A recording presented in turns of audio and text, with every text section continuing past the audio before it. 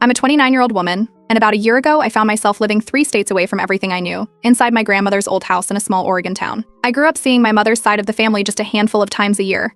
My parents and I had moved away when I was 7, but every holiday or big family event, we'd drive back to visit. Even from a distance, it was clear that my grandmother, Eleanor, was the backbone of the family. She was independent, a little stubborn, but always kind. She lived alone, handled her affairs, and refused to move in with any of her kids despite getting older. Phone calls, birthday cards, and occasional visits kept our bond strong. I always admired her toughness. So when she suffered a minor stroke and her health took a bad turn, it didn't surprise me that suddenly everyone started remembering I existed.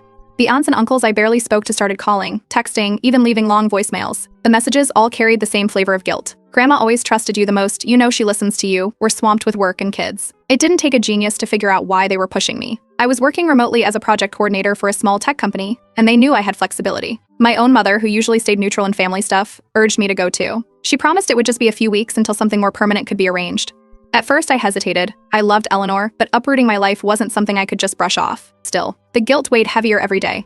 So I packed up my essentials into 2 big suitcases, listed my apartment for short-term rental, and loaded my car for the long drive to Oregon. I arrived to find the house in rough shape. Not dirty exactly, but clearly neglected. Dust on everything. Dishes stacked in the sink. A pile of unopened mail scattered on the kitchen counter. I found prescriptions that hadn't been picked up and a stack of unpaid utility bills. Eleanor sat in her favorite chair by the window, smiling when she saw me, but it was obvious she was overwhelmed and confused. I spent the first 2 days deep cleaning the house. I paid out of pocket to bring in a professional cleaning service because the dust and grime were beyond what I could handle alone. I made a trip to the pharmacy to sort out her medications. I scheduled a full doctor's appointment to reevaluate her health plan. Every step made it clearer. No one had been stepping up.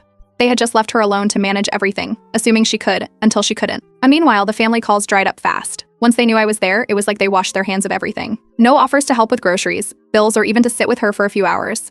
If I texted for help, the excuses poured in, work was busy, the kids had soccer, they were out of town. Eleanor, for her part, kept asking gentle questions like, have you heard from your Uncle Patrick? Or is your Aunt Teresa coming by this week? I just reassured her without saying too much.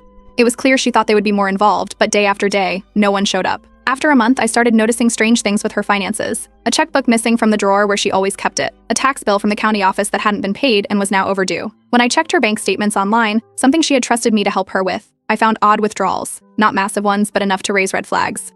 $50 here, $100 there, cash pickups from a branch across town that Eleanor couldn't even drive to anymore. I decided to bring it up to Uncle Patrick. He was Eleanor's oldest son and the one she always mentioned the most. I caught him at his office, thinking maybe there was a simple explanation. When I told him about the missing money and unpaid taxes, he just shrugged and said, "Don't worry about that stuff. Just focus on keeping her comfortable." Then he changed the subject to football scores and started talking about his weekend plans. It didn't sit right with me. I didn't argue. I just nodded, left, and decided I needed to protect Eleanor properly. That night, while Eleanor slept, I sat in the kitchen with my laptop and a notebook. I started documenting everything. Every doctor's visit, every purchase I made for her, every strange interaction with family. I printed out bank statements, took photos of overdue notices, and kept track of every call, visit, or lack of visit. I even started a spreadsheet listing every dollar that came in and went out. I didn't tell anyone I was doing. I just smiled and kept being the helpful granddaughter while quietly building a full record of how badly everyone had abandoned Eleanor, and how some of them might have even been taking advantage of her. I had no idea where this was going yet. I just knew that if they thought I was going to be another pushover, they had picked the wrong person, and things were about to get a lot messier. The more I went through Eleanor's paperwork, the worse things looked. Over $30,000 was gone from her accounts over the last 2 years. Not in big obvious chunks, but small, steady withdrawals that added up over time. Some withdrawals had come through joint accounts I had never heard her mention before. When I asked her about them casually, she just looked confused and said she always handled her own money. I did not waste time. I used my emergency savings to hire a financial advisor to look over everything with me. It was not cheap, but it needed to be done. After a few days of digging, he found the smoking gun. Uncle Patrick and Aunt Denise had added themselves as secondary account holders on 2 of Eleanor's bank accounts. It was framed as being for convenience, but neither of them had ever told Eleanor about it in a way she understood. It was all hidden in fine print and quiet signatures, and it got worse. Eleanor's house, the one she had lived in for over 50 years and fully paid off back in 1998, had been used as collateral for a personal loan. Eleanor had no memory of signing anything related to it. We pulled property records, and sure enough, a loan had been taken out 2 years ago with Uncle Patrick's signature buried deep in the paperwork as a representative. I decided to call a Sunday family dinner at Eleanor's house. I figured it would be the easiest way to get everyone in one place without raising suspicions. By the time they all showed up, I had a thick folder full of documents printed, labeled, and ready. I waited until everyone had eaten before laying everything out. Bank statements showing the siphon money, property records showing the lien on the house, copies of the joint account setups. I did not accuse anyone. I just placed the papers on the dining table and asked who could explain what was going on. It was like lighting a match in a fireworks factory. Uncle Patrick immediately started yelling about family loyalty and how I was ungrateful and did not understand how hard they had worked. Aunt Denise burst into tears, wailing about how I was tearing the family apart. A few cousins who had nothing to do with it started whispering and making excuses to leave. No one apologized. No one explained anything. They just turned it back on me for having the nerve to dig into it. I stayed quiet through the shouting, gathered up my documents, and left the room. That night, after making sure Eleanor was settled and sleeping safely, I pulled out my laptop and started looking up legal options. It did not take long to find the answer. In cases of suspected financial abuse of an elder, I could petition for guardianship. It was not a simple process, but if I could prove mismanagement, I had a strong chance. First thing Monday morning, I called an elder care attorney and booked an emergency appointment. When I laid out everything for him, he did not sugarcoat it. He told me flat out, if you do not act now, they will bleed her dry, and you will have no way to undo it later. I brought Eleanor to the attorney's office that same week. She was frail but still understood what was happening. We went through everything carefully. When the attorney asked if she wanted me to step in officially as her guardian, Eleanor nodded and signed the necessary papers without hesitation. Filing the guardianship petition immediately caused a storm. Within a day, my phone blew up with calls and texts from my aunts and uncles. Some cursed me out, some begged me to work this out privately, and some tried to guilt-trip me again about keeping the family together. I ignored every message and did not answer a single call. Then Uncle Patrick showed up in person. He banged on Eleanor's front door so hard that the windows rattled. I did not open it. I called the non-emergency police line and stayed on the phone until they arrived. He left before they got there, but the officer advised installing cameras and suggested filing for a no-contact order. The next morning, I bought and set up a security camera aimed straight at the front door. I also filed a no-contact order to keep Uncle Patrick away from both Eleanor and me. The paperwork went through quicker than I expected because of the pending guardianship petition and the evidence I provided. 2 weeks later, we had the emergency guardianship hearing. I had my full binder of evidence ready, and Eleanor was there too, sitting quietly but answering the judge's questions clearly when asked. The judge listened carefully, flipped through the stack of documents, and granted me emergency temporary guardianship over Eleanor's person and estate until the full hearing date in a few months. That decision changed everything. Now I had full authority to manage Eleanor's finances, her medical care, and her property. My family could not touch anything without going through me first. They found out the same afternoon when I froze the bank accounts and sent formal letters through the attorney informing them of the guardianship.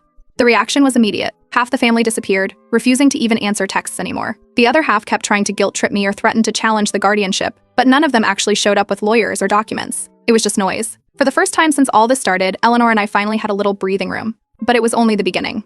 There was still a lot more to clean up, and the deeper I went, the uglier the truth was going to get. Once the emergency guardianship was approved, everything shifted overnight. The first thing I did was freeze every bank account tied to Eleanor's name. I opened new accounts where only Eleanor and I had access, with dual authentication to make sure no one could tamper with anything again. I worked closely with her new financial advisor to move what funds were left into secured accounts that required court notification for any major transactions. I also contacted the mortgage company about the lien on Eleanor's house. After submitting the property records, guardianship papers, and evidence of elder financial abuse, the fraud department opened an investigation. They confirmed quickly that the loan paperwork had glaring issues, missing disclosures, misused power of attorney forms, and signatures obtained under questionable circumstances.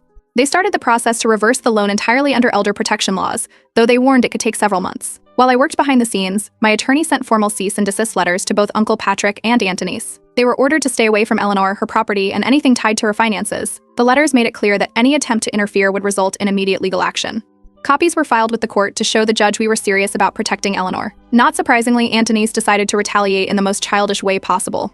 She started spreading rumors around town that I was holding Grandma hostage for her money and keeping the family away out of greed. I found out because the neighbor across the street, who had always been friendly with Eleanor, quietly pulled me aside one afternoon and warned me about what was being said. Rather than engage in a messy back and forth, I invited all immediate family members to a meeting at Eleanor's attorney's office. Neutral ground, official setting, witnesses present. I sent out the invitations formally through my attorney with clear instructions. Show up if you want to understand the real situation. Not a single person from Uncle Patrick or Aunt Denise's side showed up. The attorney made a note of their absence in the case file. With the financial side handled, I turned my attention fully to Eleanor's health and comfort. I set up physical therapy sessions twice a week to help her regain some mobility. I paid for a contractor to renovate her bathroom, installing safety bars, a walk-in shower, and non-slip flooring. I found a part-time nurse to help with her medications and basic care. Everything was properly documented, paid from her estate under the court's supervision. A court-appointed investigator visited the house about 2 weeks later. They needed to check on Eleanor's living situation, medical care, and mental state before the final guardianship hearing. I made sure everything was in perfect order before the visit: medication logs, financial records, care schedules, all neatly organized. Eleanor met with the investigator privately for part of the visit. Later, I learned she told them bluntly that she trusted me more than any of her other children, and that she wanted me to stay in charge. At the final hearing, the judge reviewed the investigator's report, our evidence, and the family's lack of participation. It did not take long. The judge made the guardianship permanent, giving me full legal control over Eleanor's person, property, and finances. He cited clear financial exploitation and neglect by other family members and commended the swift steps I had taken to stabilize her situation. Uncle Patrick tried to challenge the ruling by filing an objection, but the court dismissed it almost immediately. He had no evidence, no lawyer, and no standing. The paperwork from his side was a mess, and the judge clearly saw through the attempt. A few days after the hearing, Aunt Denise sent a letter to Eleanor's house addressed to me, demanding a family settlement to resolve things peacefully. I did not even open it. I forwarded it straight to my attorney, who logged it as further evidence of inappropriate contact attempts. Now that everything was officially in my hands, I started helping Eleanor draft a new estate plan. She was clear about her wishes. Her house would be sold after her death, and the proceeds would be donated to a local animal rescue and a scholarship fund for underprivileged kids. She left small gifts to a few trusted friends and cousins, but none of her immediate children were included. To protect both of us from future trouble, I installed 24/7 video monitoring inside and outside the house. Cameras covered every entry point, and the footage backed up securely online. I also changed all the locks and had the security system upgraded with panic buttons installed in Eleanor's bedroom and the living room. For the first time in years, Eleanor was truly safe. No more manipulative phone calls, no more sudden uninvited visits, no more stolen money. The family's grip was broken, and there was nothing they could do to get it back. Every move they made was either blocked by court orders or documented by my attorney. As I stood in the kitchen one evening, watching Eleanor doze peacefully in her recliner, I realized the storm had finally passed. But the wreckage they had left behind still needed to be cleaned up, and I was just getting started. After getting full guardianship, I thought things would finally calm down. But my family decided they were not finished yet. A few weeks after the final court order, an agent from Adult Protective Services showed up at Eleanor's front door without warning. He said he was there for a welfare check based on an anonymous report of financial abuse. I invited him inside right away. Eleanor's nurse was there at the time, and everything was documented: medication logs, financial records, house repairs, health checkups, all organized and up to date. The agent interviewed Eleanor privately for a while, then went through the documents I had prepared. Eleanor told him very clearly that she trusted me completely and that no one else had helped her. After a thorough check, the agent said everything looked excellent and he would be closing the report as unfounded. Later, through my attorney, I found out that Aunt Denise had filed the report. I pressed charges against her for filing a false report with malicious intent. The police took it seriously because of the clear guardianship order already in place. Aunt Denise was caught off guard. They were not used to anyone fighting back in ways that had real consequences. Meanwhile, the gossip around town picked up again. I became the outsider who had swooped in to tear the family apart. People who barely knew Eleanor whispered behind our backs at the grocery store and gave me cold looks at the pharmacy. Instead of hiding, Eleanor and I started attending community events. We went to a few town meetings, a farmer's market, and even a charity fundraiser at the local library. Eleanor smiled, laughed, and spoke with neighbors, making it obvious she was happy, healthy, and cared for. Around the same time, Eleanor's lawyer finalized a new will. In it, she removed all her children entirely. Everything would either go to 2 local charities she loved or to me in trust to manage according to her wishes. We filed it with the county court and kept copies secured. To avoid any future probate fights, I also helped Eleanor set up a living trust. We transferred ownership of her house into it, making it legally separate from her personal estate. That way, when the time came, there would be no messy legal claims or challenges. Her wishes would be honored exactly how she wanted. Things took another turn when Eleanor's doctor's office called me. When ni? Apparently, Uncle Patrick had shown up without warning, trying to update Eleanor's medical records. He had no power of attorney, no guardianship rights, and no authority to make medical decisions.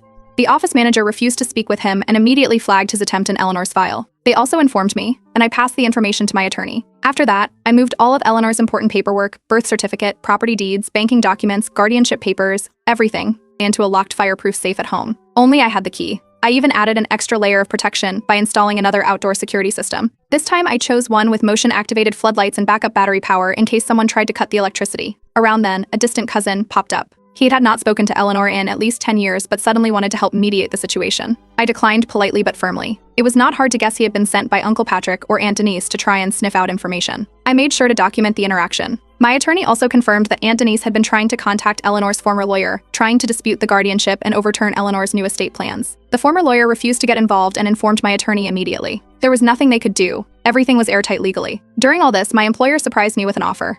They approved me for permanent remote status after seeing how well I managed my workload while caring for Eleanor. It was a huge relief to not have to worry about moving back or juggling trips anymore. I could stay by Eleanor's side without risking my job. Feeling stronger, Eleanor decided to write personal letters to each of her children. She explained in her own handwriting why she had made her decisions, what had hurt her, and why she trusted me to handle her affairs.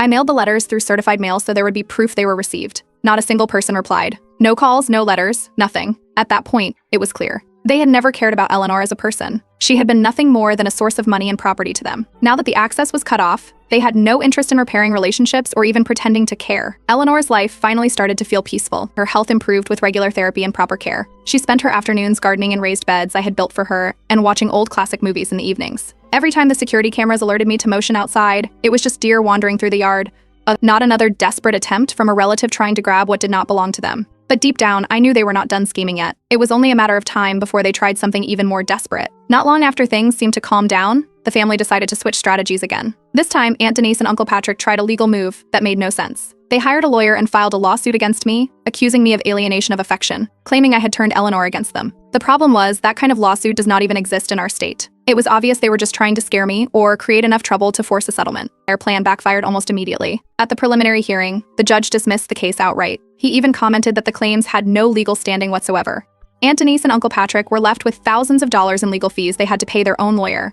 It was the first real financial consequence they had faced since this all began. Meanwhile, the constant rumors they were spreading around town started falling apart. Neighbors who had heard their side of the story began noticing that their claims did not match what they saw in real life. Eleanor was out and about, attending small community events, smiling and talking with friends. The picture Aunt Denise and Uncle Patrick had painted of Eleanor being isolated and mistreated simply did not fit. One neighbor, a woman who lived 2 houses down and had known Eleanor for decades, reached out to me directly. She offered to testify on Eleanor's behalf if needed. She said she had not seen any of Eleanor's children visit in years, even before Eleanor's health declined. I added her statement to my growing file of evidence just in case. To stay ahead of anything else they might try, I worked on compiling a detailed timeline of everything. I put together a binder that included every documented interaction with the family, every receipt for Eleanor's expenses, every medical appointment, and every bank transaction since I arrived. It was tedious, but it created a clear record showing exactly who had been caring for Eleanor and who had not. At the same time, I began documenting Eleanor's health journey privately. I took photos of her progress in physical therapy, kept a journal of milestones she hit, and logged her medications, dietary improvements, and outings. It was not something we shared publicly, it was just for Eleanor, so she would have her own story preserved, in case she ever wanted to share it with people she trusted. Instead of making public announcements, or fighting the family's lies in town squares or online forums, Eleanor and I decided on a different approach. We sent personal, handwritten letters to a few trusted friends and old acquaintances, updating them on Eleanor's health and thanking them for their past kindness. We kept everything calm, respectful, and private, refusing to give the family more drama to feed off of. Things got uglier before they got better. I started receiving anonymous letters in the mail. The notes were threatening but vague, using cut-out newspaper letters and childish insults. I turned everything over to the police. They traced the threats back to Uncle Patrick's son, my cousin, using fingerprints from one of the envelopes. The police issued a formal warning against him and documented it in case anything escalated further. On my attorney's advice, I filed a restraining order not just against Uncle Patrick, but against his entire immediate family. It was granted quickly given the mountain of evidence showing harassment and intimidation attempts. Now legally, none of them could come within a certain distance of Eleanor or me without risking arrest. During all this, Eleanor became more vocal in her own quiet way. She started speaking at local senior center events about elder protection. She talked about how important it was to have proper legal documents like power of attorney and guardianship in place before things got messy. People listened. Some even reached out to us privately afterward, sharing stories of their own families and asking for advice. To solidify everything even further, Eleanor's lawyer helped us draft a durable power of attorney for both healthcare and financial decisions.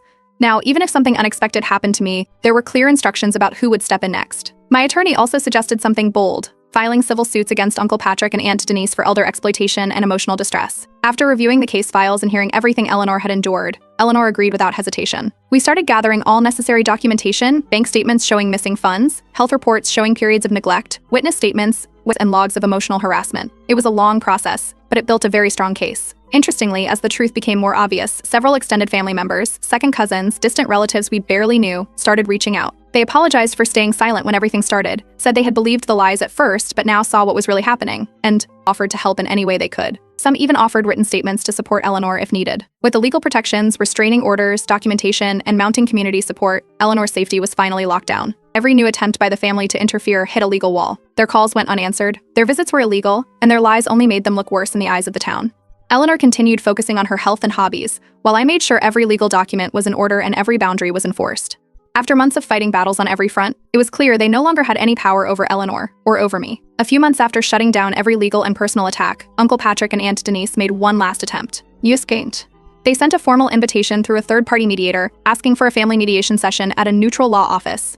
It looked professional, stamped and signed, and my attorney suggested I attend, not to negotiate, but simply to listen and document anything that might come out. When the day of the meeting arrived, I walked into the office with a full folder of evidence and my attorney by my side. Aunt Denise and Uncle Patrick sat across the table with stiff expressions, their lawyer flipping through a slim folder that looked almost empty compared to the files I brought. They opened the meeting by insisting that Eleanor had been manipulated into her decisions. They claimed it was only fair that Eleanor's estate be divided equally among her children, regardless of past events. They kept their words careful, polite, but the meaning behind them was crystal clear. They wanted money, and they thought they could pressure me into giving it to them.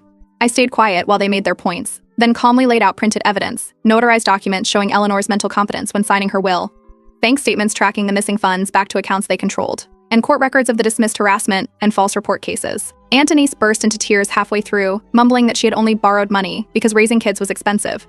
Uncle Patrick, keeping a cold tone, suggested Eleanor could simply gift him some funds now to avoid family conflict down the line. His lawyer shifted uncomfortably but said nothing. I made it very clear that no agreements would be made. Eleanor's decisions were legally sound, thoroughly documented, and completely her own. I refused every offer they threw out. Seeing they had nothing left to gain, Uncle Patrick slammed his folder shut and stormed out. Aunt Denise, still crying, followed behind him. Their lawyer apologized quietly to the mediator for wasting everyone's time before leaving. My attorney and I stayed a few extra minutes to formally log everything that had been said. After the meeting, Eleanor made another big decision. She called her lawyer and arranged to update her will again. This time, she removed any charitable donations linked to organizations the family had any ties to, even distant ones. She wanted no chance of them benefiting even indirectly from anything she left behind. Working with her financial planner, we set up a scholarship fund in Eleanor's name to be launched after her passing. It would support students from rural backgrounds aiming to study elder care, something Eleanor had always believed in but never had the money to pursue during her younger years. Meanwhile, the fallout from their behavior started catching up with them. News spread quickly around town that Uncle Patrick's house had gone into foreclosure. It turned out he had been deep in debt unrelated to Eleanor's situation. The bank posted a notice, and the house was listed for auction within weeks. At the same time, Aunt Denise's daughter, who had been sending anonymous harassment messages to me months earlier, faced consequences of her own. After police linked her to the harassment, it became public record. Her employer found out and promptly fired her for violating their code of conduct policies. For the first time in a long while, life around Eleanor's home felt peaceful. We planned a small 85th birthday party for her, inviting only people who had supported us through everything: close friends, distant cousins who had shown real care, neighbors who had stood up for us when it mattered. On the day of the party, Eleanor sat at the center of the backyard surrounded by flowers, laughter, and the kind of warmth that could not be faked. I stood by her side, helping her greet everyone, refill her tea, and open her small, heartfelt gifts. No fancy jewelry, no luxury items, just handmade cards, books she loved, and framed photos from her younger days. It felt like a final victory. Despite everything her children had tried, the lies, the threats, the manipulation, they had failed to take her dignity, her peace, or her future. We had built something stronger, something they could never touch again. Just as the last guests were leaving and the sun was setting over the backyard, the mail arrived. Among the usual bills and birthday cards, there was one envelope with no return address, handwritten in shaky script. It was addressed to Eleanor. Inside was a letter that changed everything again. The writer claimed to have evidence of deeper betrayal within the family, financial crimes, and forged documents, and it was not from Uncle Patrick or Aunt Denise.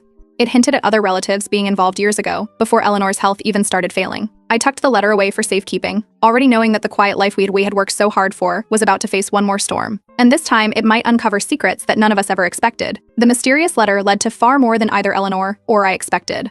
It was from Judith, an old neighbor who had lived next door to Eleanor decades ago, before moving away. Judith had recently returned to town and had heard about the family drama through mutual friends. She sent the letter because she carried a secret she had been holding onto for years. Judith explained that years ago she had seen Uncle Patrick and Aunt Denise frequently moving furniture, paintings, whisks, and small collectibles out of Eleanor's home during times when Eleanor was supposedly on vacation or recovering from minor health issues. At the time, Judith thought it odd but assumed it was with permission. When she heard about the guardianship case and the accusations flying around town, she realized it might not have been legitimate. Inside the envelope were old photographs showing Uncle Patrick and Aunt Denise loading several antique pieces into trucks. Judith had also included copies of receipts from local estate sales where rare family heirlooms, ones Eleanor had cherished for generations, had been sold without her ever knowing. I laid out the photographs and receipts carefully for Eleanor. She took her time looking through them. She quietly identified several missing items she had long believed were simply misplaced during house repairs or given away by mistake. Jewelry boxes, an antique grandfather clock, several pieces of hand-painted china, all sold off without her consent. I brought the evidence to my attorney right away. He filed a supplemental civil case against Uncle Patrick and Aunt Denise, adding theft of personal property to the existing elder exploitation claims. Word spread through town quickly, and it was not long before 2 antique dealers from neighboring towns contacted us. Both confirmed that they had bought multiple items from Uncle Patrick and Aunt Denise and that they had been told the pieces were from an estate sale with full permission. We submitted affidavits from the dealers along with the new photographs and receipts. The judge overseeing the elder abuse case allowed the new evidence in, commenting that it showed a long-term pattern of exploitation, not just recent misbehavior. The case, which already leaned heavily in our favor, became ironclad. At the same time, Eleanor's health stayed steady. She followed her physical therapy, kept up with her community events, and refused to be pushed into fear or silence by everything happening around her.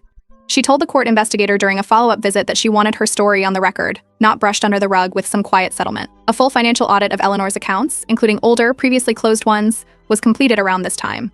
The forensic accountants found even more undocumented withdrawals and suspicious transfers going back years.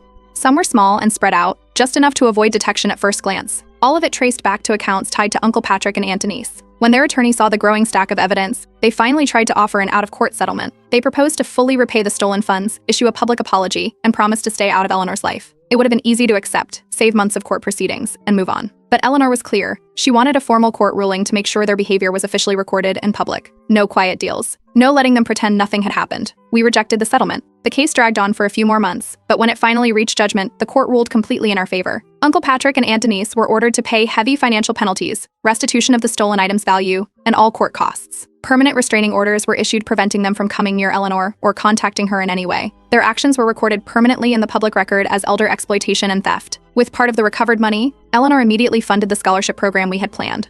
It was named the Eleanor Martin Scholarship Fund, open to underprivileged students wanting to study history, a subject Eleanor had loved all her life but never been able to formally pursue. In her final wishes, Eleanor had documented everything carefully. Her house was to be donated to the local historical society to be used as a museum and education center.